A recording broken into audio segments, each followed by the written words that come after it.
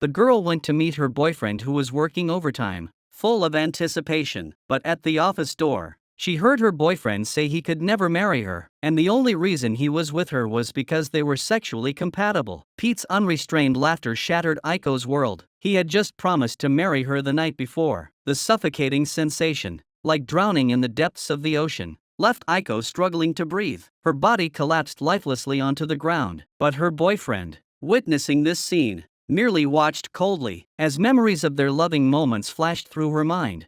Aiko, unable to believe what was happening, lost consciousness due to hyperventilation. What made her feel even more desperate was that during the time she was unconscious, she didn't receive any concerned messages from him. Pete even deliberately chose to go on a business trip to avoid her. Seeing her friends having dinner and taking selfies as usual, Aiko finally realized that she had nothing but herself. She quit her stable job and deleted all the relationships she had built by compromising herself. She packed her belongings in a state of collapse and decided to leave and start a new life. The first step Aiko took was to restore her hair. She even asked the moving company to dispose of all her packed belongings. Then, carrying her bedding, she rode a bicycle to a dilapidated apartment in a remote suburban area. Although it was a small, old room, it gave Aiko an inexplicable sense of relief. The pleasant breeze blowing in through the window made her feel like she was slowly surfacing from the suffocating depths of the ocean. Breathing in the fresh air, she began to feel the beauty of natural breathing and started her new life of self-healing. The most enjoyable time in life is when you can sleep carefree in loose,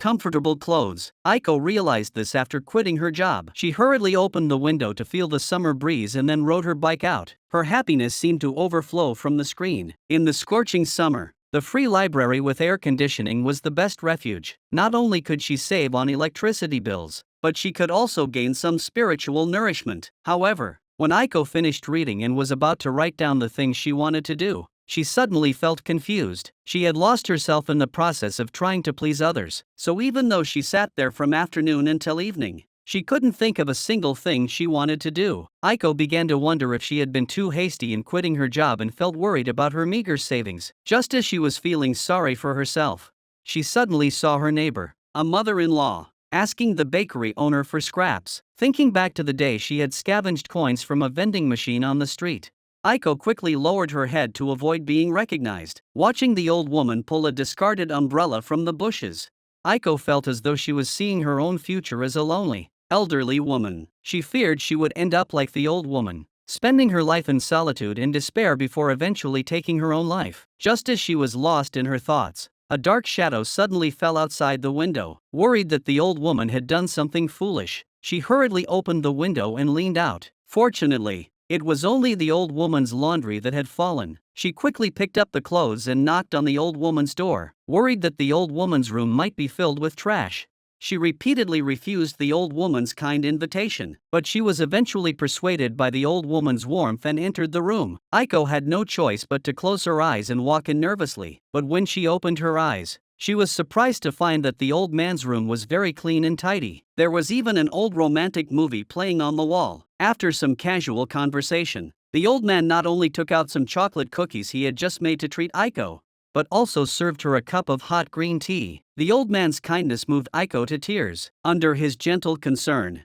Aiko not only shared her unfortunate past but also expressed her desire to start anew. The old man silently handed her the chocolate cookies and spent a peaceful afternoon with her. The old man's guidance and companionship eased Aiko's mind and body. She walked along the rural path, freely expressing her inner joy, because choosing to live authentically has never been an easy thing to do. Therefore, Aiko's true nature remained that of a people pleaser. While shopping for groceries, she suddenly noticed that the shopkeeper had charged her 500 yen for vegetables that should have been 100 yen. She wanted to confront the shopkeeper, but he looked intimidating. Although 400 yen was important to her at the time, she feared being mistaken for someone trying to cause trouble and getting into trouble. So, out of fear, she decided to swallow her pride and let it go. But before she could walk far, Aiko realized she was reading the room again. Since she had already decided to start over, how could she back down now? She quickly gathered her courage, walked back into the market, and nervously told the clerk the price was wrong. Seeing her furrowed brows, Aiko feared the clerk might suddenly lash out at her. But the next moment, the clerk burst into tears and apologized to Aiko. Not only did she get back the extra money she had been overcharged, but she also received an extra bag of enoki mushrooms. This successful act of bravery made Aiko realize that being straightforward and expressing her true self was actually a very happy thing. When she reached the entrance of her apartment, she subconsciously looked at the fan that had been discarded by the roadside. Without hesitation, she climbed over the fence in the rain and picked it up to take it home. She was completely different from the timid person who had hesitated when she first saw the fan after moving in. Aiko carefully cleaned the fan and sprayed it with a fresh, vibrant yellow color. The vibrant hope symbolized the beginning of Aiko's farewell to the past. This electric fan, resembling a blooming sunflower, not only brought her a refreshing breeze on a hot summer day but also gave her the courage to restart her life. Aiko nervously greeted the unfamiliar boy next door. Shogo finished speaking and walked back into his room,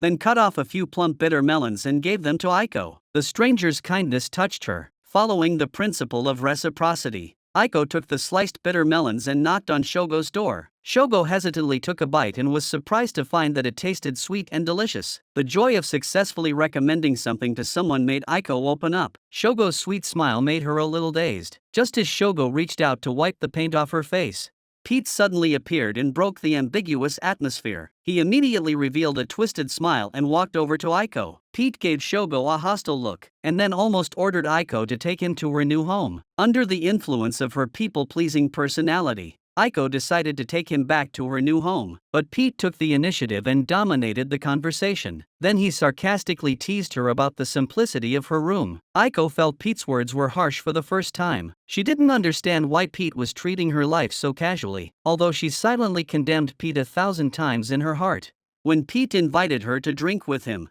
she instinctively smiled and agreed. Pete knew very well that he had caused Aiko to faint and be hospitalized due to hyperventilation just a short time ago, yet he acted as if nothing had happened and asked Aiko to cook for him, because Pete knew that in their relationship, Aiko had always been his obedient follower. After briefly praising Aiko's cooking skills, he shifted the focus away from her and began searching for reasons within Aiko herself for her hurt feelings. He expressed his support for Aiko's decision to adopt a minimalist lifestyle to detoxify her soul, while casually standing up and naturally kissing Aiko's body, intending to persuade her with love. Aiko, at a loss, seemed like a puppet being manipulated by others, but upon seeing the spinning sunflowers, she gathered her courage and spoke her mind. Aiko pushed Pete away with all her strength and stood nervously in the corner, seriously introducing the real herself. She said that in the past, she had always been reading the room and watching people's expressions, so no matter how much she hated what others did or said to her, she would pretend not to notice to maintain the surface relationship. But living like this was too exhausting and suffocating. However,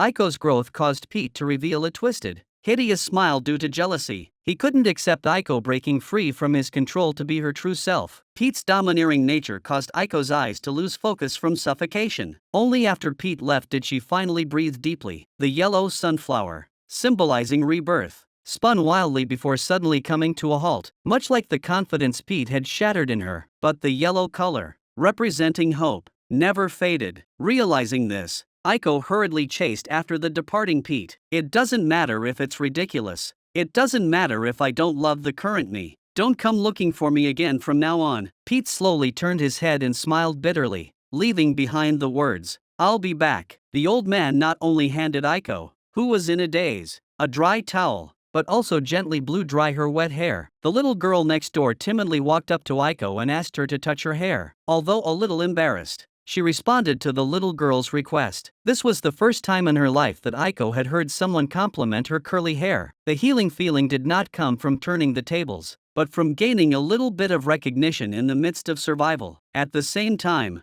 Pete got drunk at his friend's bar. He cried uncontrollably, saying that he really loved Aiko. But the next day, he was like a different person. When his friends teased him, he retaliated with harsh words about Aiko. He even pretended to have amnesia and refused to acknowledge the person who had cried so bitterly the day before. But when he heard his friends mention that Aiko might have feelings for the neighbor, Pete immediately grew tense. Yet the next moment, he arrogantly dismissed Aiko's desire to change her life. Unable to express his feelings directly, he acted like a childish third grader. He always tried to get Aiko's attention by teasing and bullying her. But Aiko, with her people-pleasing personality, had already been hurt so badly by all the malicious acts. Why should she have to endure more betrayal and torment from her lover?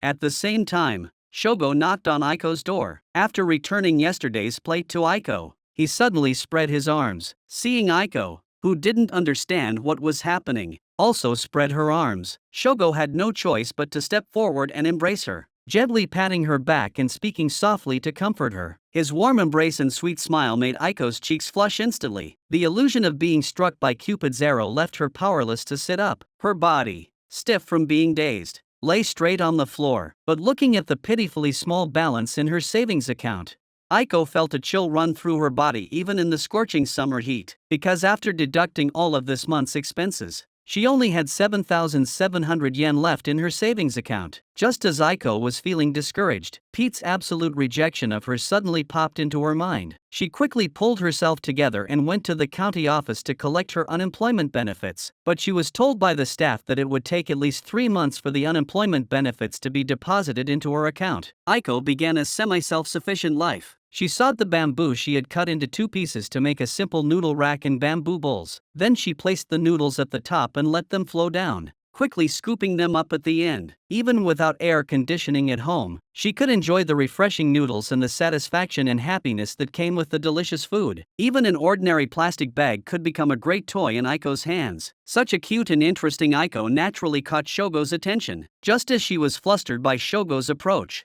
Shogo's friend hurriedly pulled him away and apologetically explained that Shogo was someone who didn't understand personal space. Upon hearing that they were all nightclub performers, the unfamiliar terms made Aiko's imagination run wild. Fearing they might be involved in dangerous activities, she didn't want to have anything to do with them. However, with only half an hour left to wash her clothes, she felt restless. Just as she was about to go home in panic, Shogo handed her a cup of hot tea. The fragrant aroma and sweet aftertaste of the tea instantly calmed her restless heart. Time seemed to slow down in that moment, and vivid scenes flowed naturally before her eyes. The seeds of love were quietly planted in his gentle smile. Shogo's farewell wave seemed to set the gears of love in motion. A mix of nervousness and excitement filled Aiko's heart, but just as she was gradually losing herself in Shogo's gentle smile, Pete's voice echoed in her mind like a devil's whisper. The stark contrast instantly brought her back to reality. Aiko hurriedly wiped away the traces of Pete's trampling with a towel. She tried to wipe away all the traces she hated and start a new life. Perhaps sensing Aiko's low spirits, Shogo suddenly reached out and touched her head, giving her a gentle smile. In order to help little Aiko release her low spirits, Shogo took her outside to barbecue. First, they squeezed some mayonnaise onto a can of tuna, then they tore up some cheese and spread it evenly on top. They placed it directly over the fire and stirred gently with a spoon to mix everything together. Once the bread was toasted to a golden brown, they spread the tuna evenly on top. This frugal barbecue, costing only a few coins, perfectly hit Aiko's thrifty interest. But just then, Shogo suddenly noticed the sadness hidden behind Aiko's joyful expression. He gently asked Aiko about her unhappy memories of barbecuing. Pete had once taken Aiko to a classmate's barbecue party. Seeing Pete quickly become the center of attention, Aiko felt like she had walked into the wrong place, but she still tried her best to blend in with the crowd. But when someone suddenly asked her about her relationship with Pete, she seemed a little flustered. Pete just glanced at Aiko and looked away. This made Aiko feel like a child who had failed an exam. But Shogo gave a different answer. He said she just wanted to eat delicious food with her boyfriend under the blue sky. This touched Aiko a little. She began to think about who she was. The blue sky seemed like a huge ceiling. This new perspective made Aiko start to re-examine herself. She realized that she had always been concerned about whether she had passed other people's tests and had been timidly concerned about what others thought of her. She realized that she had never considered the issue from her own perspective, so she didn't know how good the coffee she had been drinking leisurely tasted. Aiko was very grateful to Shogo for giving her a new perspective and a new experience. She felt that the air was very fresh now. Aiko's gratitude made Shogo feel even more that she was interesting. He rolled over and lay on top of Aiko, praising her for being cute. Although the crowd around them was growing, Shogo showed no sign of shyness. Instead, he lowered his head and kissed Aiko's shy lips. This was a completely new experience for Aiko. She didn't know how to feel. Just as she was feeling anxious, she ran into Pete, who had been waiting for her at the apartment door all afternoon. Aiko wanted to tell Pete that she was going to play games with the kids and hoped he would leave early. But to her surprise, not only did he ask to join the card game, but in just a few minutes, He was playing with everyone else. Pete's terrifying ability to create an awkward atmosphere once again blew Aiko's mind. It even scared her because she didn't know how to hide her expression. So she lost 5 games in a row. But something interesting happened in the last game. Pete suddenly brought up the hot potato theory. He said that the loser of the card game was already determined from the start. Under the influence of groupthink, people tend to unconsciously pass the losing card to someone who is easier to control. As he spoke, he drew cards based on Aiko's facial expressions. The sensitive Aiko realized that the weak person Pete was referring to was herself. The immense pressure Pete put on her made her feel like she was being suffocated by the air around her. But Shogo suddenly interrupted, breaking the oppressive atmosphere and disrupting Pete's dominance in the room. Aiko regained her confidence and looked Pete in the eyes with a positive attitude. Unable to read any useful information from her expressions, Pete accidentally drew the Joker. But just as Aiko was celebrating her victory, Pete revealed 2 jokers. Although the old man had dealt the cards incorrectly, losing was losing. Pete immediately tore off his mask of hypocrisy and bluntly stated that he couldn't stand their pretend family game. But after Pete left, the old man suddenly told Aiko that Pete hadn't just stopped by on his way home, but had been waiting for her for several hours and had even bought her a gift of white lover chocolates. It turned out that Pete had bought Aiko's favorite white lovers to make up with her. Unfortunately, Shogo took Aiko out for a barbecue. The old man took Pete home to watch a movie while waiting for Aiko to return. Aiko hurried out to catch up with Pete, but found him sitting on the steps tying his shoelaces, looking at Aiko in front of him. The true meaning of love that his mother-in-law had told him came to mind. Tragedy between men and women always happens because the words that should be said are left unsaid. Because he still couldn't let go of his pride, Pete stammered as he tried to express his feelings. But just as he was about to say "I like you," Shogo ruined everything. When he saw Aiko staring at Shogo with a dreamy look on her face, jealous, Pete suddenly pulled her close and kissed her on the lips. At that moment, all he needed to say was "I like you." But instead, Pete asked Aiko if she liked him. Aiko, furious, slapped him across the face. Pete demonstrated with his actions what it means to value face over everything else. He ended up crying like a fool on the street because Aiko seemed like a nice person. Salespeople often approached her under the pretense of wanting to be friends. They then convinced her to buy various items under the guise of wanting what was best for her. Although she was often forced to buy useless things out of politeness, Aiko still treated strangers with kindness and warmth. She felt sorry for the woman who had been rejected by the staff and looked so dejected. So Aiko took the initiative to comfort her. The kindness from a stranger made Keiko hesitate, but perhaps because they were both unemployed and jobless, the two shared a sense of empathy. Because her previous job had left her physically and mentally exhausted from constant compromise, Keiko refused to compromise on the conditions of her next job and continue working while deceiving herself. Her positivity and determination made the timid Aiko envious, but she never imagined that all of this was actually Keiko's emotional setup to build a connection. Seeing that Aiko had already developed a sense of connection,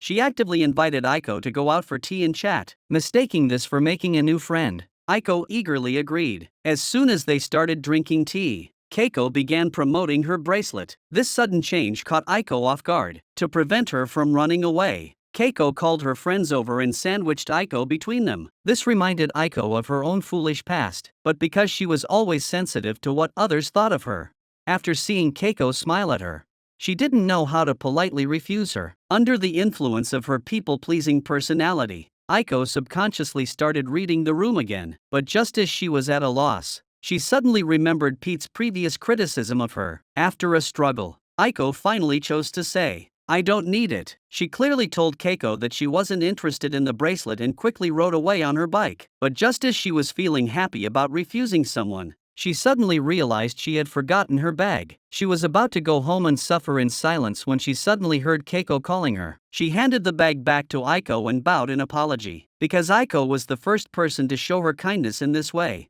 Keiko also struggled internally about whether to sell her the bracelet. Although the bracelet really made her more positive than before, she thought about how she had become friendless after starting to do this. And feeling depressed, Keiko apologized to Aiko again. Unable to bear the sight of her lonely figure walking away, Aiko called out to her. If she didn't have to sell her bracelet, they could meet again another time to chat. Aiko's kindness moved Keiko to tears, and the courage to refuse and make her first friend made Aiko feel very happy. In the gentle summer evening breeze, She felt incredibly at ease, but Aiko never imagined that Keiko would not only move into the apartment across from hers the next day, but also enthusiastically invite her to sit down for tea and chat, because she had something urgent to do. Aiko hurriedly asked her to wait a moment. When she finished her work and opened the window to feel the breeze, she opened her eyes and saw Keiko sitting in the courtyard waving at her. Aiko's kindness toward a stranger was rewarded with friendship for the first time, since Keiko was her only friend now. She told Keiko about what had happened the previous day, from being suddenly kissed to slapping her ex-boyfriend. The dramatic turn of events made Keiko excitedly anticipate the next episode. When Keiko said that her arrogant ex-boyfriend actually loved her very much, Aiko hurriedly handed Keiko a cup of roasted tea to calm her down. Then she frowned and denied that her ex-boyfriend loved her so much, listing many pieces of evidence. She had heard her ex-boyfriend tell his co-workers with her own ears that the only reason he was with his girlfriend was because they were compatible in bed. When her ex-boyfriend came to visit her for the first time, he wanted to have sex as soon as he saw her. Aiko became even more convinced that her ex-boyfriend had only seen her as a tool for sexual gratification, but Shogo's sudden greeting interrupted her thoughts. Her attention was unconsciously drawn to Shogo. This made Keiko's mind conjure up a new scenario. Moving into a new house and meeting a handsome new neighbor was just like the beginning of a shoujo manga. It wasn't until she saw Shogo's friend approaching that Keiko calmed down from her excitement. After learning that Shogo and his friends were nightclub performers, she began to worry about Aiko's safety. Not only were their worlds too different,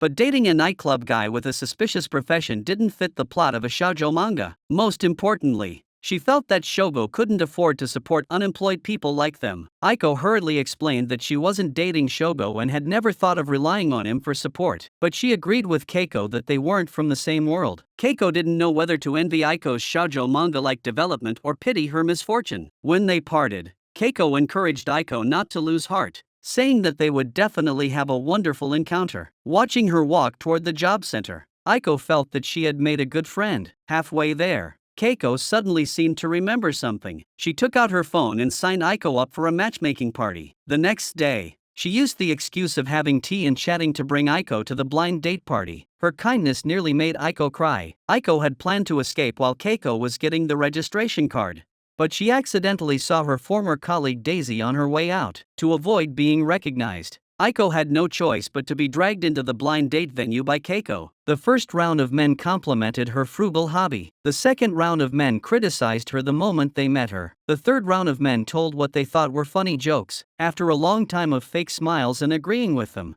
Aiko felt physically and mentally exhausted. When it was time for free conversation, something ridiculous happened. Because Aiko looked nice, she was instantly surrounded by many men. Their excessive enthusiasm left her at a loss and even scared her. But just as Aiko was struggling to cope, Daisy stepped in to save her. She told Aiko that if she didn't like someone, she should make it clear, otherwise they would take advantage of her. As Aiko was about to leave, Keiko blocked her way. The familiar name made Daisy recognize Aiko. The three of them went to a small bar to drink tea and chat, but Daisy kept bringing up Aiko. This made her feel like she was back to the time before she quit her job, when she was treated like a punching bag. Her expression changed, and she decided to use Daisy as her own grinding stone. None of the men at the matchmaking party caught Daisy's eye. She felt they had no clear understanding of her work or income. She believed they were just looking for a superficial woman to satisfy their physical needs. Aiko's soul-searching question left Daisy speechless. The subsequent barrage of questions left her unable to respond. Aiko watched Daisy leave angrily after throwing down the money, yet she felt no joy in victory. She couldn't shake the feeling that she had done something that made her feel uneasy. Under the old man's guidance, Aiko finally realized what was wrong. When she was looking at the profiles of the men at the matchmaking event, she had unconsciously compared them to Pete. She even thought that they weren't as good as Pete. Daisy's punch ultimately landed on herself. This realization left Aiko feeling extremely down. She felt she had no right to judge Daisy. By acknowledging and accepting her own flaws, Aiko took another step forward on her path to growth. Pete was lost in memories of how cute Aiko looked when she was angry, but his friends didn't think much of it, as they saw Pete's life as carefree and unrestricted. Though everything seemed smooth on the surface, it wasn't truly his world. He was just an invisible person who responded according to others' moods. Only when he was with Aiko did he not feel such a burden, because Aiko was better at reading the atmosphere than he was. She made him feel the unconditional love he had never received from his parents in his childhood. However, Having grown up in a family lacking love, Pete dared not face his deepest desires, so he considered everyone else's feelings but never considered Aiko's. One time, Pete took Aiko to a barbecue party. He had planned to introduce her to his friends, but one of his friends had just been dumped by his girlfriend. So when his friend asked if Aiko was his girlfriend, Pete, out of consideration for his friend's feelings, denied it without hesitation. He said Aiko was just a colleague, but Pete didn't expect his drunk friend to confront Aiko, putting her in an awkward position. When he saw Aiko's pleading gaze, he coldly chose to ignore her, even when Aiko was struggling to breathe because she heard him using their private life as gossip. Pete, in order to maintain his image in front of his colleagues, coldly watched Aiko until she lost consciousness. Considering that he had to leave for a business trip the next morning and that it would be difficult to explain the situation over the phone, he originally planned to explain everything to Aiko in person when he returned. But Aiko, who had already been deeply hurt, had already cut ties and fled to the countryside. His self-righteousness ultimately led to a bitter outcome. Although Pete could never forget Aiko, he lacked the courage to try to win her back, because the false facade he had worn for so long had become too ingrained. As a result, his true feelings grew increasingly difficult to express honestly. Under the comfort and advice of his friends, Pete finally mustered the courage to go find Aiko and make amends. The first words he spoke to Aiko when he saw her again were not words of concern or care, but instead insulted her for looking ugly. He even tried to shift the blame onto her and sleep with her out of love. But the Aiko of today was no longer the timid person who once lived in his shadow. Pete bought Aiko's favorite white chocolate to make up with her, but he targeted Aiko while playing cards. Thanks to the old man's help, they got closer. Before parting, he mustered the courage to kiss Aiko. At that moment, all he needed to say was "I like you," but he teased Aiko for playing hard to get to save face. In the end, he was slapped away by an angry Aiko. He cried alone on the street like a fool, but that slap seemed to awaken something in Pete. For the first time, he didn't say anything he didn't mean in public. To escape the bad memories of Aiko, Pete decided to go to his new girlfriend's house to let loose. But seeing the delivery box hidden in the corner made him feel a little uneasy. Seeing the seasoning sauce he disliked made Pete start reminiscing about Aiko. In a daze, he felt the silhouette of his female colleague overlap with Aiko's. Not only did she know his favorite flavors, but she could also create any taste he desired. As more and more images of Aiko flashed through his mind, the exquisite dishes before him grew increasingly bland. He longed to taste Aiko's frugal yet delicious cooking again, because Aiko would consider his physical condition. Although Aiko's meals were really poor, they warmed Pete's heart deeply. He finally gave up the prey that was within his grasp and got up with a fake smile. The next day, Daisy complained to her colleagues about yesterday's incident. She described Aiko as a bad woman who went to a blind date party to find someone to support her. Meanwhile, Pete felt a pang of jealousy upon hearing that Aiko had gone to a blind date party, but his jealousy twisted his mouth into a sneer as he mocked Aiko for being delusional. After the heated exchange with Daisy the previous day, Aiko realized that she was just as guilty as Daisy for judging men on their blind date profiles through a biased lens. The punch she had imagined landing on Daisy's face ended up hitting herself instead. Human growth is a fascinating process. We enter a small phase of self-awareness in the freedom of being unrestrained. Because she was speechless when Keiko asked her the day before what she liked about Pete, Aiko sat alone under the shade of a tree, pondering the question. After figuring out the answer, Aiko hurriedly hopped on her bike to go to the company to talk to Pete. Pete, who was leaving work, saw Aiko standing timidly in the corner of the company building. He assumed Aiko had come to apologize and make amends. He quickly stuffed his hands into his pockets and adopted a nonchalant posture. After walking over to Aiko, he gently asked her the purpose of her visit. Just as Aiko was about to have a heart-to-heart with Pete, Daisy suddenly interrupted them. Aiko, feeling nervous, walked up to her and bowed sincerely to apologize. Seeing the disdainful expression on Daisy's face, Pete quickly frowned, walked over to Aiko, and pulled her hand, turning to leave in front of everyone. This was the first time Pete had mustered the courage to stand up for Aiko in front of others. Aiko apologized to him for hitting him that day and for suddenly moving out. She felt that all of this was because she had never properly talked things through with Pete. Aiko's sudden apology made Pete feel a little embarrassed, but just as he sat up straight and began to explain the misunderstanding between them, Aiko's next words hit him like a ton of bricks. Aiko said that she had always liked the popular and charming Wang, who was on the verge of promotion in the business department. If she introduced him to her parents, they would be very happy. But she had only just realized that she had fallen in love with Pete's title. When asked by the interviewer what she liked about her ex-boyfriend, Aiko couldn't think of a single thing she had ever liked about Pete. Pete never imagined that Aiko had never loved him for who he was, but only for the false persona he presented to others. The devastating news shattered him, and his expression twisted in agony. He laughed bitterly, saying that they had broken up long ago and he didn't even remember dating Aiko. Then, gritting his teeth, he wished Aiko luck in finding a good man at the matchmaking party. But after Aiko left in silence,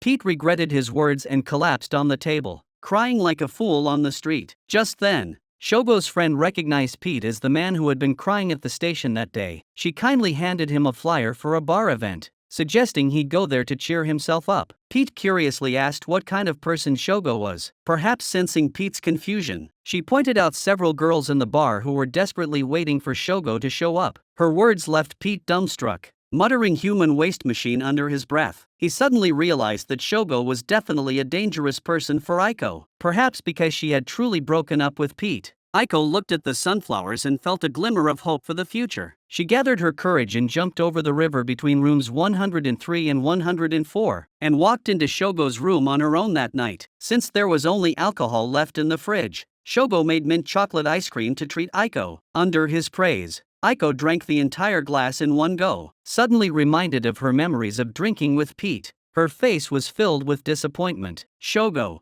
who was good at understanding people, embraced Aiko and comforted her gently. She was just trying her best to live a proper life. Aiko stared blankly at the gentleman in front of her. Her blinking eyes seemed to speak like fairies. As the ambiguous atmosphere reached its peak at that moment, Shogo, who understood her feelings, kissed her lips. The two naturally engaged in adult activities. The unprecedented pleasurable sexual experience made Aiko blush with embarrassment. The lingering afterglow made her feel like she was about to melt. The sound of Shogo's heartbeat from behind her made her feel a sense of security and happiness. After several days of indulgence, Aiko realized that her initiative had been a bit rash, but every time she mustered the courage to ask, Shogo's kisses would make her forget all her doubts. As she hesitated, Shogo suddenly received a call from a friend. They had already arrived nearby. Just as Aiko was panicking, the doorbell rang. Seeing Shogo get up to answer the door, Aiko hurriedly helped him get dressed. After he was dressed,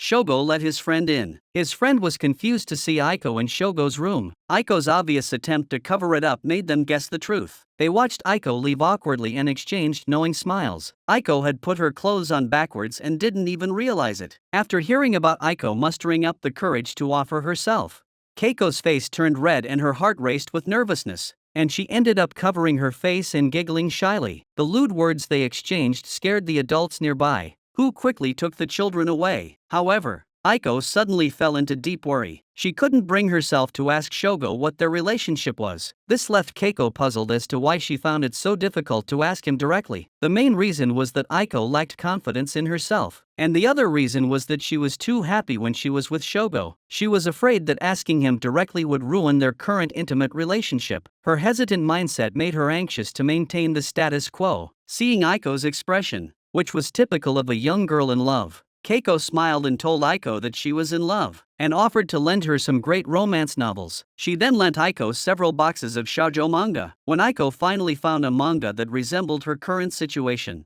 it ended with the male and female leads hugging. This left Aiko, who wanted to know what happened next, rolling on the ground in frustration. But when she saw the yellow sunflowers, she realized she was being too impatient. If she had taken things step by step, maybe things wouldn't have turned out this way. She suddenly realized that she and Pete had started out the same way. After recognizing each other on the bus, Pete naturally sat down next to Aiko. When he was suddenly called up to speak, he gave an excellent impromptu speech, which made Aiko praise him from the bottom of her heart. But Pete said that he had actually prepared several speeches and just went with the flow. His modesty made Aiko can't help but mock herself for not even being able to pour wine properly. Although the section chief said he would pour the wine himself, his glass was already empty. But if she poured it, she might get scolded, and if she didn't, she might be seen as inconsiderate. So she was torn between pouring or not. Aiko, whose thoughts had been exposed, smiled bitterly. After learning that the two of them got off at the same station,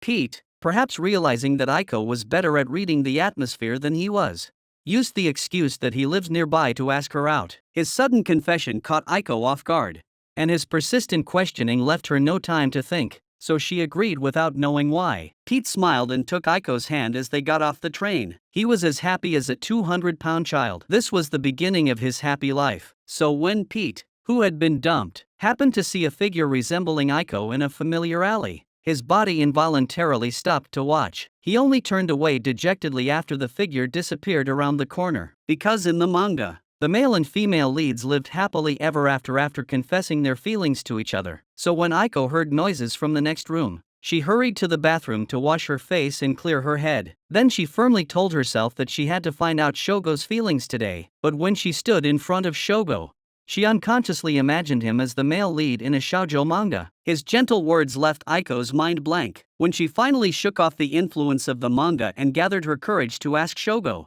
he happened to turn around to get something. Then, under Aiko's gaze, he hung a cute wind chime on her clothes rack. His gentle affection made Aiko lose the courage she had finally mustered and lose herself in a bubble of happiness. Aiko suddenly realized that she had been reading the air again. The suffocating feeling of drowning in the deep sea engulfed her once more. However, in a relationship, the one who loves more often changes themselves for the sake of the relationship. So when Aiko finally gathered the courage to speak again, Shogo's gentle smile made her unconsciously read the air. Aiko shook her head vigorously to clear her mind of all the chaotic thoughts. She decided to ask Shogo about their relationship, but she lacked the courage to ask directly. The innocent Shogo, of course, had no idea what she was thinking. He responded to her feelings and handed her the key to his room. This thrilled Aiko to no end, as she mistakenly believed it was Shogo hinting that they were already in a romantic relationship. Aiko, however, chose to indulge in self-deception for the sake of momentary pleasure. She frequently visited supermarkets to buy junk food, but also spent her weekly allowance at nightclubs to visit Shogo. Her once clean and tidy room was now a mess. Her irregular lifestyle had turned her into a light-shy zombie, but the moment she saw Shogo, she would instantly feel rejuvenated. However, when Aiko was happily chatting with Shogo, a stranger suddenly put her arm around Shogo and whispered something suggestively in his ear. The feeling of being ignored and neglected made Aiko ask Shogo to go home, but Shogo's gentle smile and warm embrace before parting instantly healed her inner sadness and loss. She felt the residual warmth of Shogo's body on her skin, while hesitating whether to turn back and stay with Shogo until dawn. Thinking about the intimate scene between the stranger and Shogo earlier, the fear of losing Shogo made her feel anxious and uncertain. Pete, upon seeing Aiko and Shogo happily embracing, couldn't help but look on with envy. After all, Aiko, who cared so much about what others thought, had actually dressed so casually to go to a nightclub to see Shogo. But while Pete was thinking about Aiko, Aiko was thinking about Shogo. The futile inner struggle tormented the two,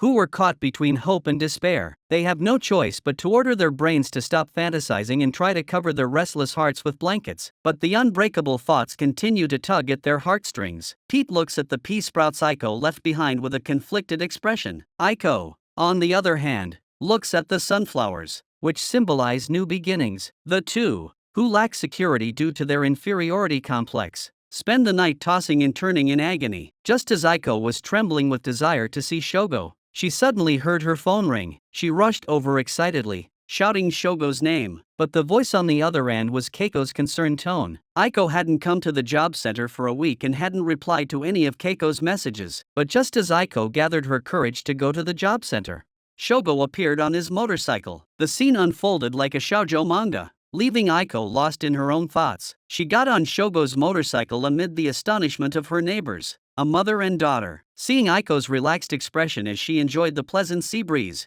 he smiled and told her why he had borrowed the motorcycle. Shogo's gentle smile was like a beautiful poppy flower blooming with a deadly temptation. Aiko gradually succumbed to this irresistible charm. Just as the two of them returned to the apartment, a girl suddenly walked up to Shogo. She asked him earnestly if he had forgotten their original appointment, but Shogo just smiled and introduced the girl to Aiko. The girl ignored Aiko's polite greeting and continued to act spoiled toward Shogo. This made Aiko feel uneasy. Sensing the oppressive atmosphere, she tactfully said she would go to the job center. Upon hearing this, the art student immediately pulled Shogo away. Just as Aiko was feeling disappointed, Keiko, who had witnessed the entire scene, suddenly appeared behind her. She bluntly said that Shogo was strange even though he had Aiko. Not only did he openly flirt with a stranger, but he also let other girls into his house. Seeing Aiko still defending Shogo, Keiko bluntly stated that she had been deceived by Shogo. Keiko noticed the anxiety in Aiko's expression and knew she hadn't received any promises. Their relationship with Shogo, while described as an adult relationship, was essentially just a casual fling. Yet Aiko was still trying to deceive herself. Keiko never thought that the gentle and kind Aiko would hurt her for Shogo. She smiled bitterly, mocking herself for having no right to judge, and fled the scene in embarrassment. Aiko wasn't unaware of what Keiko was trying to say. She just didn't want to burst the bubble of happiness before her eyes. Looking at the room key Shogo had given her, and hearing the sensual sounds coming from next door, Aiko buries herself under the covers, trying to ease the pain in her heart and continue to deceive herself into maintaining the status quo. The next day, Aiko suddenly calls out to Shogo, who is about to leave. She eagerly asks if she can cook for him at his place and wait for him to come back, because she heard the door open while cooking at Shogo's place.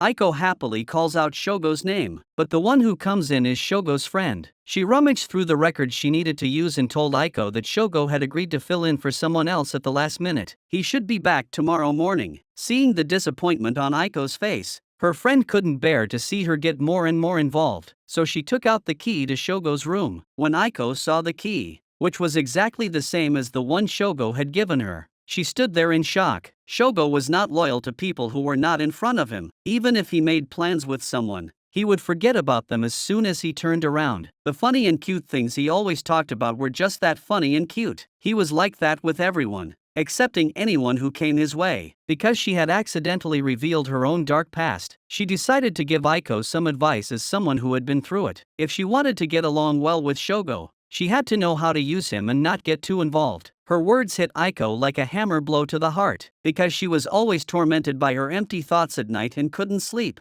Aiko didn't want to be disturbed during the day when she was sleeping. She always wore earplugs and buried herself under the covers. After being tormented by his thoughts for several days, Pete finally mustered up the courage to visit Aiko. Not knowing what excuse to use to hide his turmoil, he paced back and forth on the bridge. But when he finally thought of something to say, he was once again turned away. His rough knocking on the door caught the attention of Bella and her mother. Bella said that Aiko had become strange ever since she started spending time with that person. Pete followed Bella's gaze and happened to lock eyes with Shogo. He greeted Pete naturally, and then enthusiastically invited Pete to wait at his house for Aiko to return. Seeing Pete turn his head away, Shogo explained that he and Aiko weren't the kind of relationship Pete was worried about. His explanation made Pete's lips curl into a bright smile. His gentleness made Pete's hair stand on end. Shogo imitated Aiko's tone and let him taste the drink. While telling him that Aiko had made it at his house, Pete's face instantly turned into a "I'm eating lemon" expression, and he gritted his teeth, repeating Shogo's words one by one before arrogantly turning his head away. But Shogo suddenly issued a challenge to him. The consecutive victories in the racing game made Pete laugh happily, because his parents never bought him games when he was a child.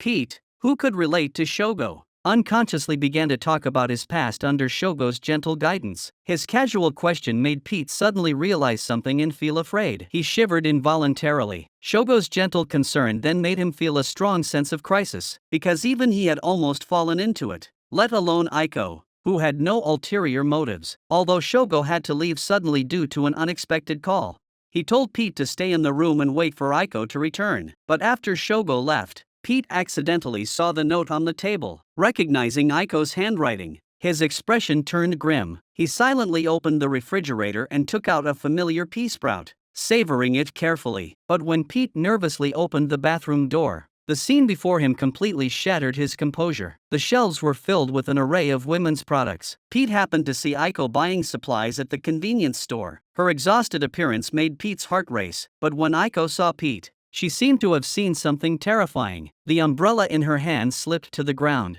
and she hurriedly ran into the pouring rain. Pete rushed after Aiko. He didn't understand why she was so afraid of him, because Aiko's clean and tidy room had turned into a pigsty, so she didn't want Pete to see the evidence of her decline. She didn't want to hear Pete's cutting mockery anymore. But when Pete said he had gone into Shogo's house, Aiko suddenly grabbed his clothes and urgently asked about Shogo's whereabouts. Then she buried her head in her hands, blaming herself for falling asleep with earplugs in. Aiko's behavior made Pete feel like he didn't know her. He finally understood what Bella had meant by strange. But Aiko felt that her current state was fine. But how could Aiko, who had already chosen to deceive herself. Admit it?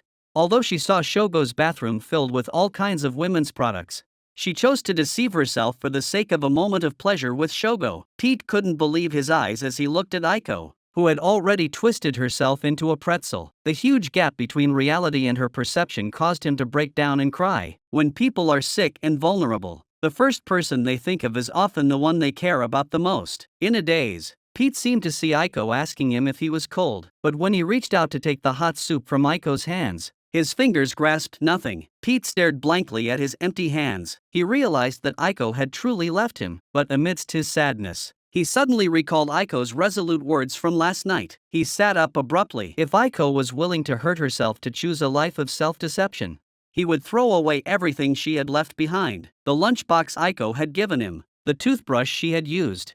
Everything related to Aiko was packed into a garbage bag. Then he opened his phone and deleted all the chat records with Aiko. When Pete threw the last pea sprouts into the trash bag, he suddenly felt an inexplicable sense of relief. Just as he was reflecting on starting a new life, Aiko also felt the warmth of others. Bella's mother not only brought her home for a warm bath but also made her a heartwarming and comforting egg custard. The delicious egg custard instantly perked Aiko up, and she hurriedly said she wanted to try it too. But just then, she suddenly realized that she hadn't cooked in a long time. She had been eating junk food every day and didn't know when she had started to become someone she wasn't. After learning that Pete was Aiko's ex-boyfriend, Bella's mother suddenly took out a large bottle of shochu and said that there were some things she could only say after drinking. While pouring the sake, Bella's mother told Aiko that she had once seen Pete crying loudly in public at the station, but Aiko said she must have seen it wrong, because Pete's coldness and cruelty had left a deep imprint on her heart. But in her mind, she could still hear Pete's painful cries in the rain. When had he become so lowly? When Aiko turned on the light, she was shocked to find that the sunflower, which represented hope, was also covered by a towel. She realized how decadent her life had been. Just as Aiko was feeling down, Shogo suddenly knocked on the door. As she was frantically cleaning up the trash, Shogo suddenly hugged her from behind and apologized gently. He had forgotten his promise to Xiaoguo, so he wanted to take Aiko for a walk as a way of apologizing. But just as Aiko was about to give in, Miss Alice's advice suddenly popped into her head. Aiko subconsciously pulled her hands away. Just as she didn't know how to explain, there was a knock on the door. It was the art student who had been close to Shogo that morning. She fired a barrage of questions at Aiko about power. Her haggard yet fervent expression scared Aiko back against the wall. But Shogo not only gently cared for the art student in front of Aiko, but also obediently let him lead him back into the room. The art student's zombie-like face was deeply engraved in Aiko's heart, because she saw another version of herself in the art student. So she suddenly realized that she couldn't go on like this. After cutting off her obsession, Pete seemed to have been reborn as a king. He enthusiastically served food to the customer while vividly introducing his company. His energetic state even surpassed his former peak. The dazzling light on his body made Tina stick to him and frequently cast admiring glances at him, because Pete alone accounted for more than half of the headquarters' performance. So from the day she was poached from the branch office to the headquarters, she began to intentionally get close to Pete. And her cuteness also aroused Pete's interest, because he had been trying every means to win Aiko back, so he hadn't yet extended his claws toward his prey. As Tina gradually revealed her exceptional work abilities, Pete's interest in her grew even stronger. Tina's shy blush at being pampered made Pete feel like he was seeing an upgraded version of Aiko. Not only was she overwhelmingly cute, but her ability to read the room was also on another level. However, Pete didn't realize that Aiko's shadow still lingered in his subconscious. He began actively inviting Tina out to eat and trying to show off his charm as a quality man in front of her. Although Pete gradually won Tina's heart, Tina gradually became the enemy of all the women in the company because of her outstanding work ability. She often received sarcastic teasing from them for no apparent reason. One day, the boss called Tina into an empty room. He praised Tina's outstanding achievements while patting her on the head. But seeing Tina smiling and flattering the boss in a subservient manner, Daisy had a malicious thought in her mind. The three of them stopped Tina as she came out of the room. They greeted her with concern while mocking the boss's inappropriate behavior. They had seen through Tina's submissive nature, so they mocked her with sarcastic remarks, treating her like Aiko. Although Tina noticed Daisy's obvious malice, She forced a smile and expressed gratitude. This was the tragedy of having no personality. The colleagues noticed that Tina seemed to have feelings for Pete, so they warned Pete to be careful because Tina didn't have a good reputation among the female colleagues. But Tina, who had just returned with water, overheard their conversation while hiding at the door. Although what Pete said wasn't very nice, it did serve to protect Tina. This made Tina look at him with mixed feelings. So, when they were taking a taxi back to the office, she subconsciously asked Pete what he thought of her, since she didn't sense any contempt or disdain in his tone.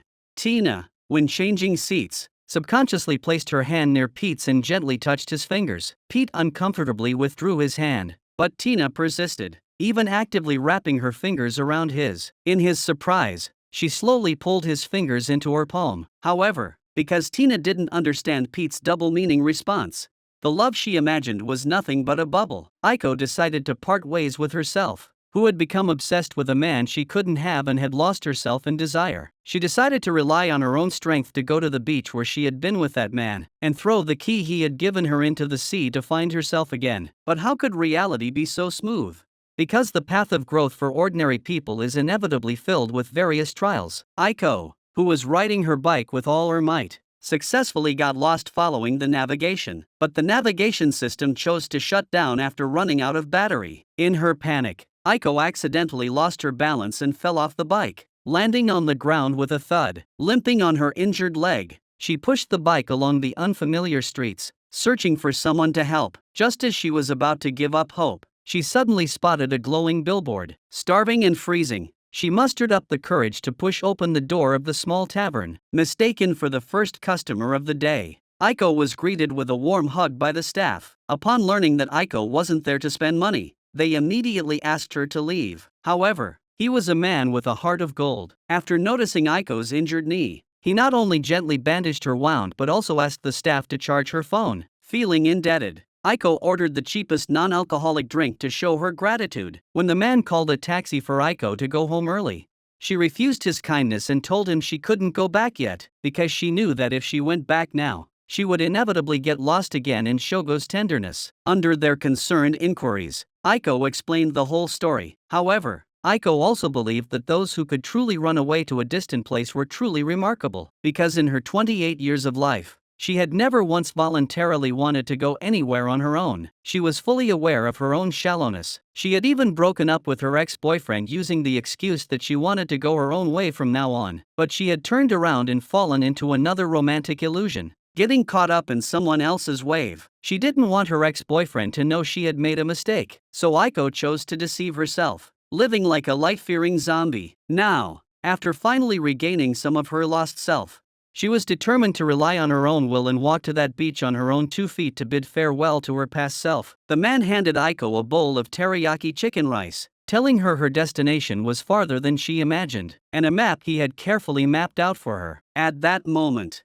dawn quietly broke through the darkness and appeared before Aiko. The sincerity and kindness passed between people always warm the hearts of those who are down and give us the courage to fight against an unfortunate life. After passing through a narrow passage, Aiko finally reached the beach at her destination. After removing the filter she had used when she was with Shogo, she couldn't feel anything special. It was just an ordinary view, but as the sea breeze gently blew, Aiko felt the air was unusually comfortable, because this was the first time she had reached her destination on her own accord, using her own 2 feet. But just as Aiko was saying goodbye to her past self, Shogo was caught in an emotional crisis. Sarah was slowly approaching him with a paintbrush in her hand. Instead of blinking, he calmly reassured the girl to stay calm, but his gentle touch seemed to be the last straw. Sarah looked at her masterpiece in horror, while Shogo calmly pulled out the paintbrush. After confirming that the paintbrush was intact, he smiled with relief. He then wiped the blood off it with his clothes and handed it back to Sarah gently. Sarah didn't understand why Shogo was being so kind to her, but when she saw the gentle confusion on Shogo's face, she suddenly broke down, because in the past, she had loved painting so much, but now she couldn't even draw a single picture. Her dependence on Shogo had turned her into a useless vase. Sarah said she wouldn't come looking for him anymore and returned his keys. After seeing the notes Sarah left behind, Shogo finally realized that it was really over between them. But when his friends saw the regret on his face,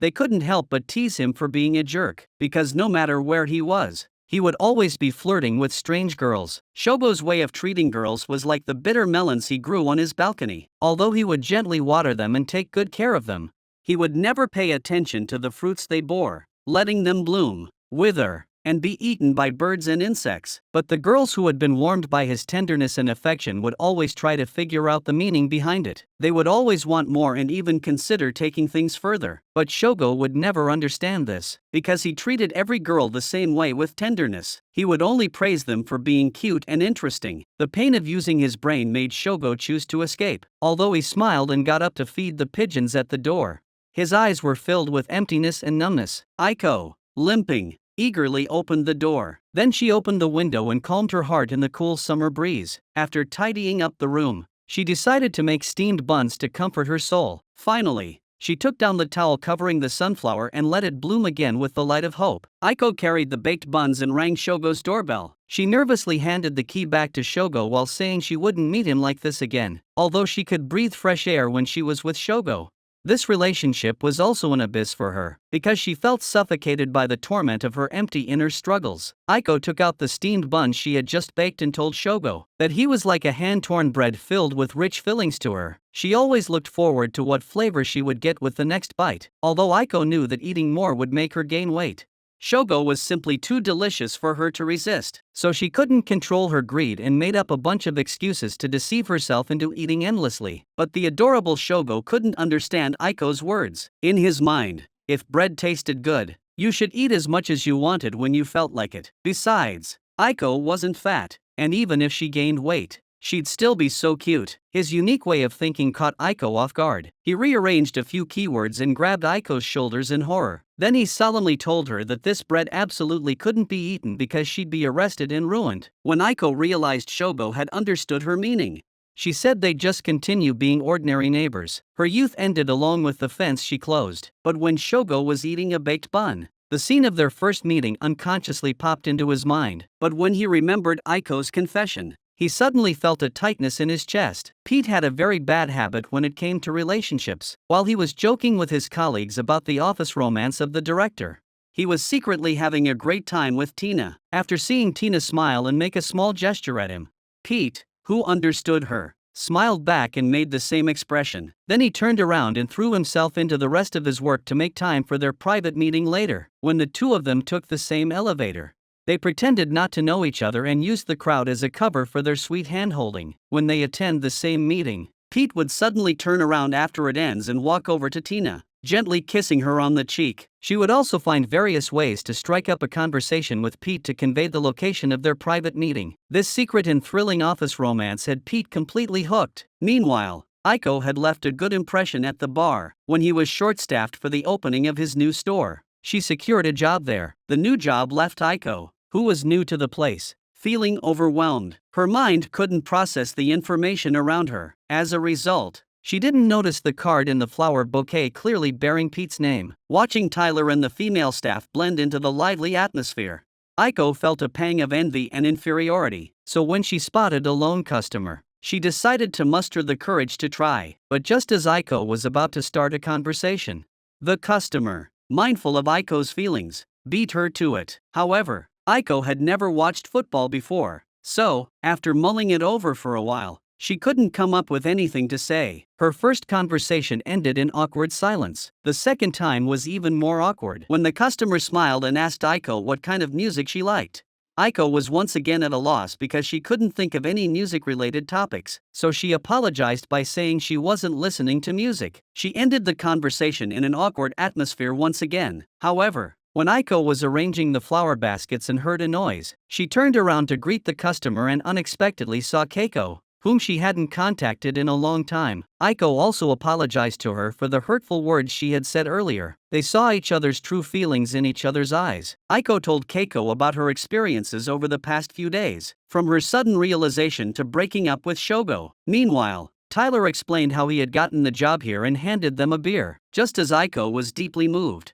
she was hit with a blow from Tyler. Keiko was surprised to see how quickly Aiko had grown up, and her face showed the relief of a mother seeing her daughter finally mature. She proudly took out her business card and told Aiko that she had also found her ideal job. It was a company dedicated to improving work methods and hosting lectures for people who wanted to start a side business. Keiko felt that this kind of work, supporting others in achieving their dreams, was very meaningful. The two raised their glasses to celebrate taking a step forward for each other and the renewal of their friendship. To improve her ability to chat with customers, Aiko bought several books on conversation skills, but Tyler told her that these so-called books on teaching conversation were too generic. What she needed to do first was to get rid of her fake smiles and superficial small talk. Why was Aiko always waiting for others to start a conversation? She wasn't some kind of princess. Guessing that Aiko was using her ability to listen as an excuse, Tyler quickly interrupted her. Aiko was instantly overcome with self-doubt as she thought back to her previous career, where she had been a sycophant and pretended to know things she didn't. Her self-doubt grew even stronger. Just as Aiko was lost in confusion,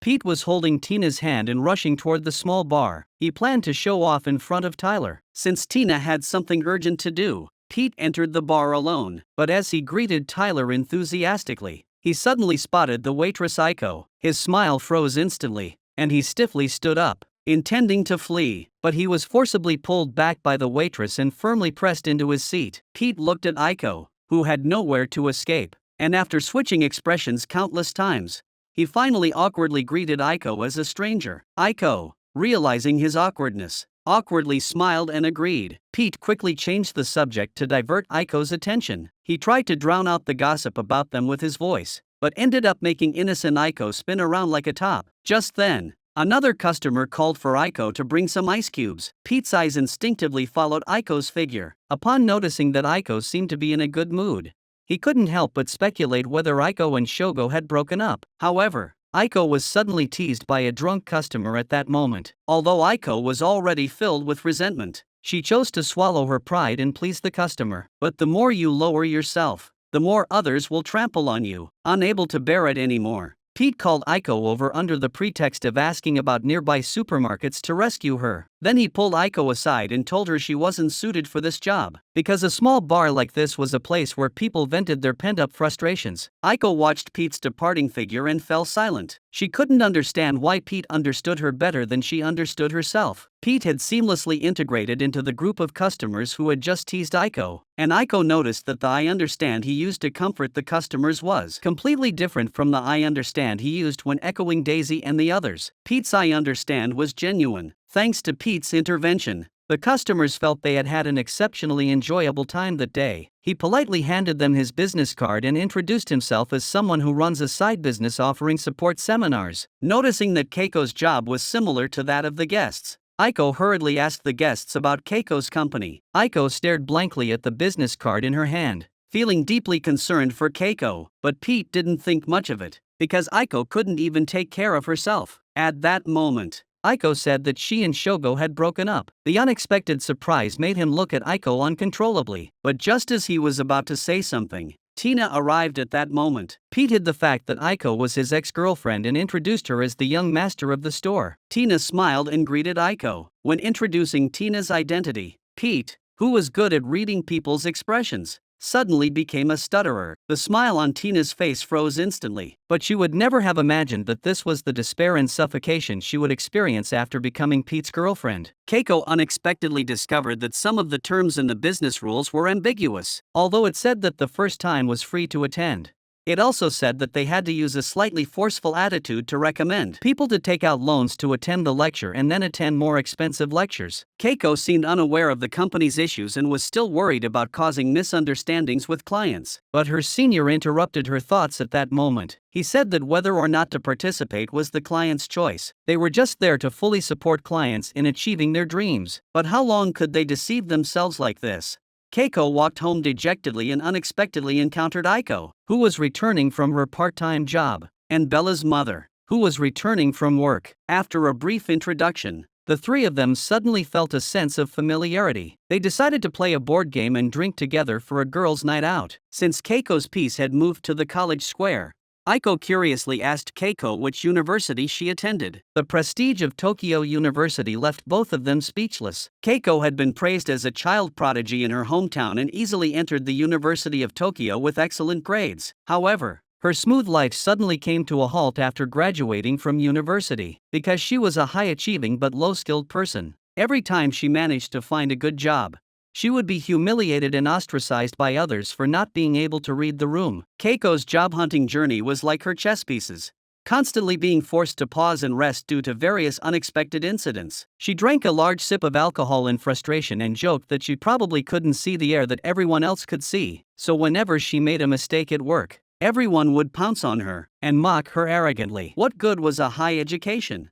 Exhausted both mentally and physically, Keiko had no choice but to change jobs one after another. It was at this time that she encountered a bracelet that helped her stay positive. It was also at this time that she met the pure and kind Aiko. Seeing how Aiko had reset her life and was steadily moving forward step by step, Keiko gained the courage to keep moving forward from her growth. But when Keiko looked back at herself, she realized that she had gradually fallen behind Aiko. She instinctively gripped the chain on her wrist. The overwhelming sense of failure made her feel a chill. But suddenly, the scene from her interview flashed through her mind. The boss's empty promises made her feel needed. To regain a sense of her own worth, Keiko volunteered to host a lecture. She looked determined and said she would definitely make it a success. When Aiko found out about the issues at Keiko's company, she immediately asked Bella's mom to help search for related information. But when she typed in fraud, the results all pointed to Keiko's company. Not only did they frequently fail to pay their employees, but they also harassed employees and even had victims' associations demanding compensation from them year after year. Aiko deliberately stopped Keiko before she went to work and told her what she had found out. But how could she wake someone who was pretending to be asleep? Keiko not only rejected Aiko's kindness, but even bluntly stated that Aiko's behavior made her feel disgusted. But she suddenly lowered her head and ran forward, perhaps afraid that she might melt in Aiko's sincere feelings. Even so, Aiko couldn't bear to watch Keiko fall into the abyss. When she mustered the courage to go to Keiko's company to find her, she suddenly received a call from Pete. He said he had sent the address of Keiko's company's lecture today via text message to her phone. Upon hearing that Aiko was going to check it out, Pete suddenly felt worried. When Aiko saw that the speaker was Keiko, she hurried to the lecture venue, because Keiko deeply empathized with those who yearned for success. Her emotional speech precisely hit the pain points of everyone who wanted to succeed and fantasized about overnight success. On stage, Keiko, who had failed in life, was talking boastfully. Below the stage, those who wanted to succeed were deep in thought. The atmosphere Keiko had been building up was broken by Aiko's sudden intrusion. Aiko's step-by-step approach made Keiko feel ashamed and uneasy. She looked into Keiko's eyes and reached out her hand in hope. Aiko quickly grabbed Keiko's hand and ran toward the door. Pete, who had been waiting for a long time, quickly blocked the door with his body and told them to run. Although Keiko had researched the company before starting work, she didn't want to admit it, because the boss said they needed her, and she longed for that feeling of being needed, because as soon as she stopped moving forward, she would feel that she was truly pitiful. Although moving forward is indeed admirable, rushing into decisions often leads to repeating the same mistakes, so we need to occasionally look back. Otherwise, we will always be chasing after something without knowing what we have lost. Aiko had always been passive, waiting for others to pass her the ball. Not only did she fail to realize that the other party was considering her feelings, she also responded with insincere smiles and polite but hollow words. But Aiko has now realized the problem with her superficial relationships, so this time, she wants to listen to Keiko seriously. Although she may not be able to say anything constructive, she has plenty of time to listen to Keiko slowly. Just as the shop assistant and Tyler are happy about their reconciliation, Pete silently turns around and leaves with his backpack. Even after hearing Aiko's thanks, he has no intention of staying to celebrate. But Keiko suddenly shouts at Pete that he was the man who cried like a dog at the station with a white lover. Although Pete panicked and tried to change the subject, Keiko couldn't read the atmosphere at all. Seeing Pete's embarrassed figure fleeing, the shop assistant and Tyler burst into laughter. They had already guessed the relationship between Aiko and Pete. At the same time, the old man told Shogo that the pain in his chest actually represented his first love. But because Shogo had been numbly drifting along in a world filled with love and desire, when he heard a noise coming from the next room, he suddenly felt an urgent desire to see Aiko. But when Shogo hurriedly caught up with Aiko, who was about to leave, He suddenly felt his mind go blank when he made eye contact with her and couldn't say a word. He was completely different from the person who had been chatting freely with Aiko earlier. He felt like a rusty machine, stiffly waving goodbye to Aiko before turning away and leaving, unable to understand his own change. He decided to seek answers from Miss Alice. When Alice heard Shogo mention the pain in his chest, she immediately responded with urgent concern. He shook his head and told Alice that the pain only occurred when he saw Aiko. Whenever he locked eyes with Aiko, he couldn't speak properly. Alice pushed Shogo away with a punch, venting her frustration. The next day, Shogo bought a watermelon on purpose to share with Aiko, but Aiko was busy and didn't have time to respond to him. As he watched Aiko's receding figure, he suddenly felt a pang of sadness in his heart. When the old woman saw Shogo lying on the table in despair, she invited him to go see a movie together. The girls who were knocked down and turned into useless beings by Shogo were like this divided sea. Emotional numbness turned him into a sinful man. Because of the separation of his body and mind, Shogo had no sense of self. He couldn't feel his own happiness or pain. But because he could tell what the girls in front of him wanted him to do, he always tried his best to please them and meet their expectations of him. But because Shogo was always caught up in the world of love and desire. At night, while watching the fireworks display on the bridge, everyone was watching the fireworks, but Shogo was watching Aiko watching the fireworks. When Aiko saw the beautiful fireworks and wanted to share them with Shogo, she suddenly turned her face away and told Shogo not to move. As he watched Aiko slowly approach him, he was instantly overcome with shyness and helpless panic. Just as he was tense with anticipation, Aiko slapped him across the face. Those few seconds drained Shogo of all his strength, and he collapsed limply onto Aiko. The young girl, who was just beginning to experience love, felt the pain of uncertainty for the first time. Aiko hurriedly helped the love-struck Shogo back into the courtyard to rest. Watching Aiko's back as she fetched medicine for him, he felt a tightness in his chest. The moment his fingers touched Aiko's, he felt an electric shock for the first time. Shogo's inexplicable behavior made Aiko both worried and curious. His charming gaze and gentle tone nearly made Aiko lose herself again. Tina passed a note to Pete, revealing the location of their secret meeting. But upon seeing the note, Pete didn't respond to Tina. Instead, he continued working absent-mindedly, because he was suddenly called away. Pete didn't have time to hide the note between them, so when Daisy put the documents on Pete's desk, she accidentally discovered the conspicuous note. She wrote down the location on the note, then put it back in its place, planning to tease Pete, because she couldn't stop replaying Aiko and Shogo's breakup conversation in her mind. So when Pete and Tina were having dinner together, he kept staring blankly ahead. Tina, noticing something was off, recalled the young man from the small bar last night, and the strange behavior Pete had exhibited in front of them. But just as she was about to ask Pete, Daisy appeared at an inopportune moment. Not only did she greet them with a sarcastic tone, but she also mocked Pete's serious explanation. Then she sat down at the table next to them, teasing them about their close relationship. Their attitude of watching them like monkeys made Pete realize that his secret relationship with Tina had been exposed. He took the sticky note off the document, crumpled it into a ball, and looked furious. But when Tina apologized,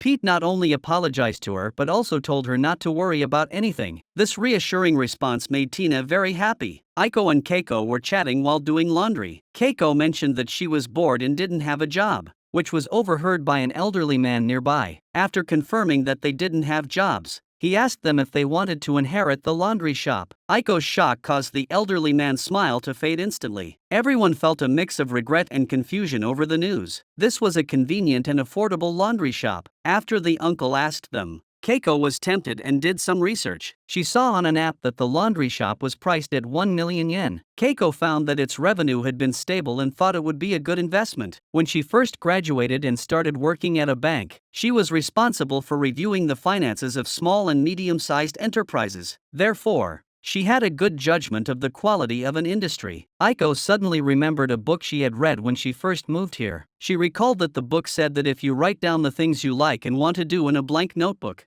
they can become reality. However, she couldn't think of anything she wanted to do at the time. Everyone took turns writing their wish lists in the empty notebook. Since Aiko still didn't know what she wanted to do, She hurriedly passed the notebook to Shogo, but Shogo also didn't know what he wanted to do. He timidly glanced at Aiko and then hurriedly got up and ran away. The old man smiled as he watched Shogo's back. This numb vagabond finally tasted the bitter sweetness of love. Although Pete had always refused to believe that his brother had returned, his exaggerated behavior in the video made Pete feel headache. Although he sent his brother private messages every day, his brother never replied. As he envied his brother's carefree life, he suddenly noticed Shogo on stage. He hurried to the nightclub where Shogo was, as he had heard from Miss Alice that there had indeed been a very lively middle-aged man frequently visiting the place recently. So Pete asked her to contact him next time she saw his brother, because the family had always claimed that his brother was working at an investment company in the United States. But now he was doing this strange business and publicly sharing his information. So Pete was really stressed about how to help him clean up the mess. But this caught Shogo's interest, maybe because talking to Shogo didn't require reading the room. It felt more relaxed. After a moment's hesitation, Pete decided to sit down and have a simple chat with him about his family situation. His older brother had suddenly left home one day and disappeared without a trace, so Pete had to cover for him. Additionally, his father and relatives are relatively conservative officials, so Pete has to consider both his father's and mother's perspectives. He has really gone out of his way to maintain the family's reputation in public. But as he was leaving, Shogo suddenly asked him if he had any wishes, because he always treats the wishes of the girls around him as his own. He knows what they want him to do, so he can do it for them. But now Shogo had met someone who didn't ask anything of him, and he wanted to do something to make Aiko happy. Shogo covered his chest and happily told Pete that this was the first time he had ever felt this way. But when Pete heard Aiko's name, his expression suddenly became a little awkward. He didn't know what to say to his rival, so he changed the subject and left. This was the first clash between the two rivals. Shogo gradually realized his feelings, but Pete still didn't seem to want to open his heart. That day, Tina and her boyfriend had agreed to go to his place to talk about their relationship, but she saw his ex-girlfriend downstairs in his apartment building. Tina was so angry that she chose to go home. But the next day, not only did she not receive a message from Pete asking why she didn't come, she also heard from her colleagues that Pete had suddenly taken a week's vacation. Looking at the chat history on her phone, which only contained messages she had sent, she couldn't help but feel a little down. But just then, she suddenly saw a colleague from the Osaka branch. A feeling of joy at seeing someone she hadn't seen in a long time slightly eased her inner gloom. But when Tina asked about the clients she had been assigned, her colleague told her that none of them were renewing their contracts, and Daisy's gossip behind her back made her feel suffocated. The suffocating atmosphere made Tina feel like she couldn't breathe. But just as she was about to go to a bar to drown her sorrows, she overheard Pete and Aiko talking about their family's meeting. Seeing the smug look on Pete's face, Tina followed the waitress into the bar. With a blank expression, she watched Aiko ask the waitress to bring the strongest drink in the house. Under the influence of alcohol, Tina mocked herself, mentioning her nickname, Air Destroyer, from her student days to her time working in the office. Everyone said that wherever she was, the atmosphere became tense and even broke down suddenly. Although Tina easily secured client contracts thanks to her outstanding professional skills and natural beauty, her timid nature was seen by jealous female colleagues as deliberate flattery. No matter what she did, she was seen as manipulative in their eyes. Refusing to meet with others alone was interpreted as playing both sides to boost her own status. Working hard to secure a contract was dismissed as others giving her a favor because of her looks. All her efforts and sacrifices were dismissed with a single dismissive remark. This made Tina feel like even her breathing was a mistake. Everyone comforted her, saying it was just jealousy from others. Her efforts would definitely be noticed by someone, and someone would understand. Upon hearing this, Tina slowly turned her gaze to Pete beside her. She longed for someone to understand her, so when Pete gave an objective evaluation, she clung to his fingers like a lifeline. Pete's sudden apology left Tina completely devastated. She grabbed her bag and left quickly, but before leaving, she forced a smile and congratulated them on their engagement. Pete watched Tina's departing figure with a bitter smile, mocking himself as a loser. Then, while telling Aiko to meet on Sunday, he chased after the departing Tina, holding on to the last shred of hope. She nervously asked Pete if he had ever liked her even a little bit, although Pete looked serious and said of course he had. When Tina asked him what he liked about her, he suddenly fell silent, racking his brain but unable to think of anything. Aiko knew Pete's feelings, but there was still a lingering resentment in her heart. Looking at the silent Aiko, Tyler said she and Pete were really alike, although their personalities and upbringings were different.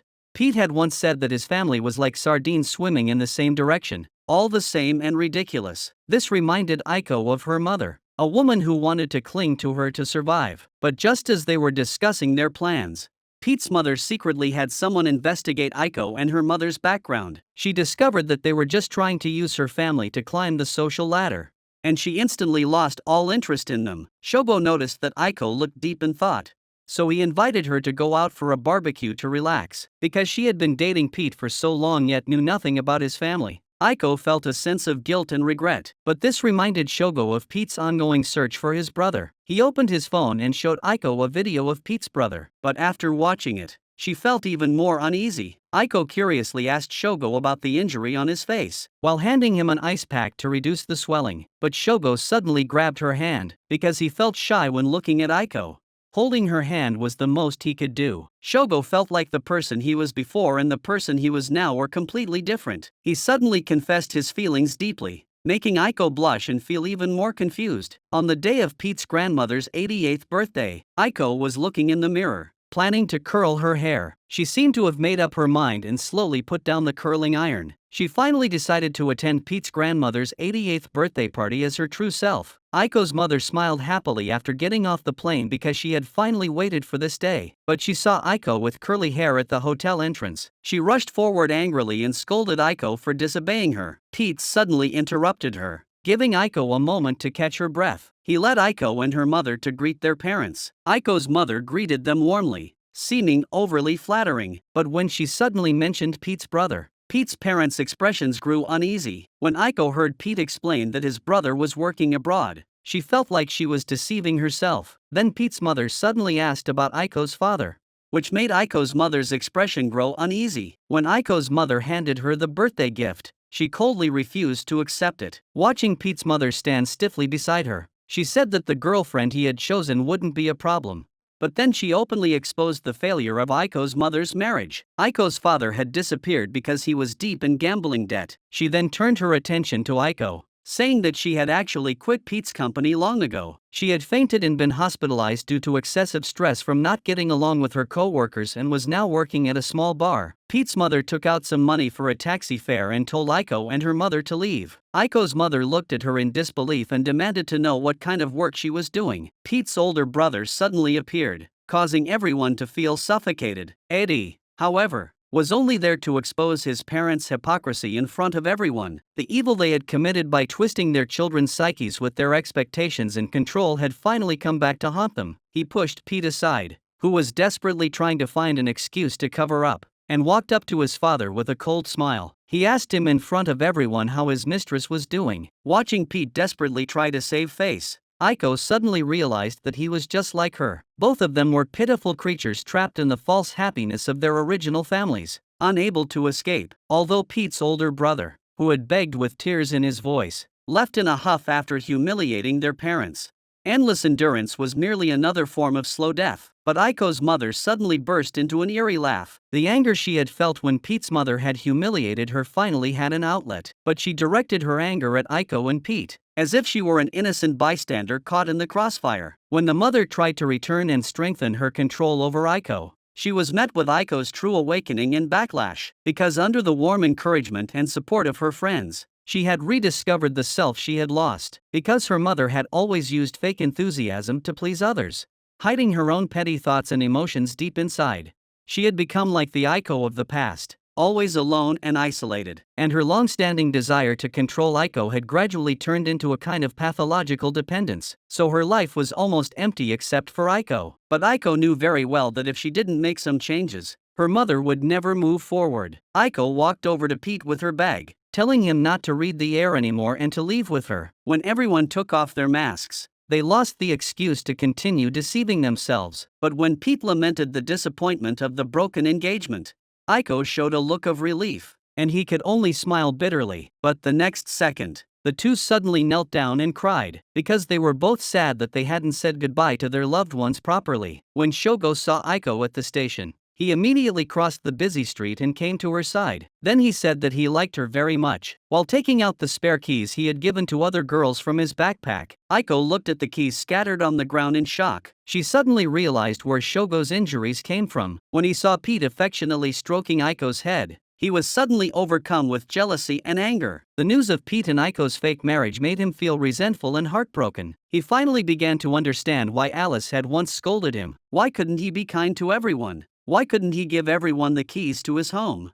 And why did every girl who was with him eventually turn out badly? Because love is exclusive. So when he thought about the person he loved being with someone else, he felt like he was about to break apart. After pouring out his heart to Alice, he suddenly stood up and walked toward the door. He didn't want to give up so easily in this battle for love. So when the two met again that night, his face was covered in wounds, and his short-sleeved shirt was torn and tattered. Although Shogo had suffered a lot of pain, he felt that it was all worth it when he saw Aiko. So when he invited Aiko to go outdoor grilling to relax, he confessed his feelings and love for her. So he cleaned up all the other girls' belongings in the room and waited quietly at the station for Aiko to return. That's why, when he saw Aiko, he rushed through the busy street to her side and confessed his feelings, asking her out. But seeing this once unattainable playboy and her former arrogant, sharp-tongued ex-boyfriend, Aiko was left feeling lost and unsure. So she went to a small bar to seek advice and guidance from her friends. Tyler calculated and told Aiko that this month was her once-in-a-lifetime chance to find love. They curiously asked Aiko who she would choose. But was Aiko's life really just a choice between these two?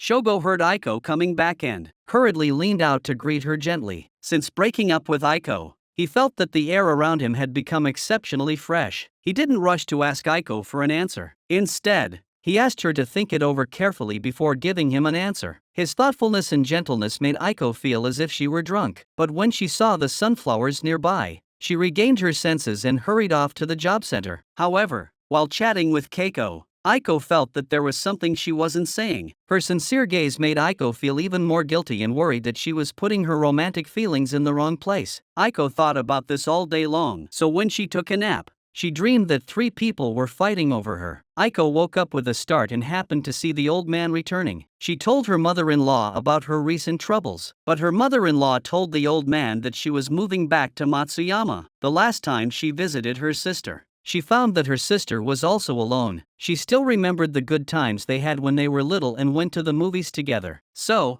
in order to make up for her guilt towards her sister, the old woman decided to end her long vacation early and move back to Matsuyama to watch movies with her sister. Aiko specially planned a farewell party for the old woman. Everyone took turns singing songs to see her off. They also deliberately pulled Aiko to the seats between Pete and Shogo, to let her experience the feeling of being surrounded by 2 men. But when the old woman returned the bracelet to Keiko, it suddenly fell apart. However, she refused Aiko's suggestion to restring it left and right. She called out, because she had already found someone she could trust. So perhaps the bracelet's mission had been fulfilled. When everyone urged Aiko to sing on stage as well, and Pete was about to speak up for her, she agreed without hesitation. Ever since she was asked by a guest if she had any favorite music and felt embarrassed, she had been secretly practicing a song. But after the party ended, the neighbors suddenly mentioned moving. Aiko was caught off guard when Bella asked her where she would be living next. She then learned from them that the old apartment where they all lived would be demolished at the end of the month. Aiko hurried home and took out the rental poster from back then. At the bottom of the back, she saw a row of small words. Although she knew there were only a few days left before demolition,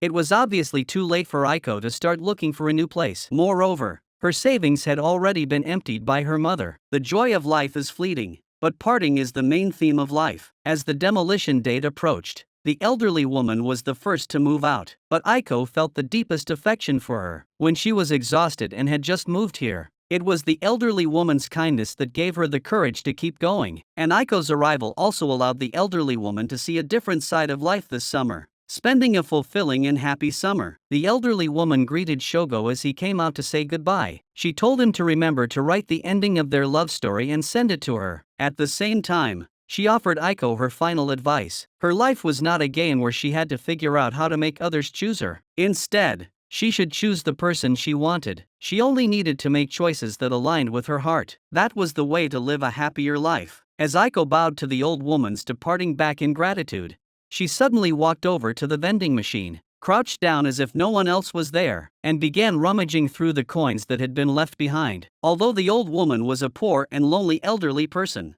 she had a rich and fulfilling spiritual world and lived a refined and tasteful life. After seeing the old man off, Aiko began to seriously think about her future, because she still couldn't let go of the dream she once shared with Keiko. She specifically joined a chain of self-service laundromats. She planned to continue her education while saving money, and one day in the future, she would restart their dream with Keiko. What made her feel lucky was that Keiko hadn't given up on their shared dream either. At the invitation of the son of the laundromat owner, she joined his interior design company. She hoped that one day, when they had their own store, the skills she learned would come in handy. If there was a good friend who could share her thoughts and build a future together, that would truly be one of life's greatest joys. With the help of a group of warm-hearted people, Aiko finally rediscovered herself. Her vacation came to an end, and it was time to settle the accounts with her two ex-boyfriends. While helping Shogo tidy up the bitter melon vines on the balcony, Shogo handed her a ripe, yellow bitter melon. She recalled the moments from their first meeting to falling in love, but the words she had prepared in her heart became increasingly difficult to say. Shogo suddenly invited Aiko to go somewhere with him. This was the new place he had rented. He smiled as he said it was still empty and asked Aiko how she would arrange it. Although he noticed Aiko's silence, he still insisted on sharing his ideas, trying to convince himself that it wasn't real. But the silence in their relationship was already an unspoken answer. He forced a smile and invited Aiko to come closer. Then he took out the spare key to the room, his voice trembling with tears, and invited Aiko to stay and live with him. Aiko knew that staying by Shogo's side would allow her to breathe fresh air and feel the warmth of happiness, but she was even more certain that she would inevitably sink back into it and be unable to escape. So she couldn't continue this relationship that was consuming her new life. Besides, she had already received enough from Shogo. She also wanted to be someone who could create a refreshing atmosphere for the person she loved. Whether it was the lucky bitter melon Aiko gave him to taste, or the way she kicked a plastic bag at the entrance of the laundry shop, or even the odd act of cutting bamboo and dragging it back to the apartment, Aiko spends every day trying her best to find ways to enjoy life, not only creating ripples in Shogo's heart but also making his feelings for her grow deeper and deeper. As Shogo trembles and hands her the room key, Aiko still refuses him with a heavy heart. He can only hold her close, feeling the last remnants of warmth, but Aiko slowly pushed him away. Although Aiko also felt that meeting Shogo was a wonderful thing, she quickly bowed in thanks and fled the room. She was afraid that she might suddenly agree out of pity. The next day, when Bella was moving, Aiko invited her to play with her. When Shogo saw this, he laughed and joined them. The fresh and bright yellow paint was not only full of hope and warmth, but also dispelled some of the sadness in their hearts. Although Pete didn't know how he could help Aiko now, Tyler was happy to hug him high and kiss him hard. Just then, Pete suddenly received a call from Aiko asking to meet. She not only told Pete that she would start work next Monday, but also that she had rejected Shogo's confession and was preparing to start a new life in her new home. Pete thought he still had a chance. He secretly hoped that Aiko would lend him a day for a date where they didn't have to read the air. This was not only to fill the void of beautiful memories they had missed while they were together, but also to increase Aiko's feelings for him and increase the possibility of them getting back together. When Pete was about to buy coffee, Aiko pulled him back. Then she took out the coffee thermos she had prepared in advance. The two chatted happily on the way to Aiko's favorite aquarium. Although they saw the same lonely sardine again, it still looked very lively. But the warm and sweet atmosphere suddenly froze. Aiko was very grateful to Pete for his help all this time, although she said self-righteously that she would swim on her own. It was Pete who reached out to help her every time she didn't know what to do. When Aiko was with Pete, she had been eagerly looking forward to marrying him. She had never wanted to get to know him or his family. He was just someone she had chosen to escape her terrible life. But the people she had met and the stories she had heard that summer had helped Aiko gradually discover what she really wanted to do. Although she had begun to feel a little hopeful about Sonlai, the future she envisioned no longer included Pete. Pete not only calmly took Aiko back, but also seriously told her that she would be fine. She could already swim well on her own. But when Pete wanted a final hug before they parted, Aiko cautiously pushed him away, because she always felt that Pete was thinking about something bad, so she refused this way that might make Pete miss her. Pete's return to his sharp tongue actually made Aiko feel at ease. She could finally let go. But when Aiko arrived at the apartment with all her belongings as agreed, Keiko suddenly changed her mind, because she had made a new boyfriend. Aiko was now surplus to requirements in her eyes. Aiko left her belongings at Keiko's doorstep, pushed her bike, and set off once more, though she still felt some confusion and anxiety about Seongji's future. Her hobbies and self-acceptance were enough to support her as she embarked on the next phase of her life.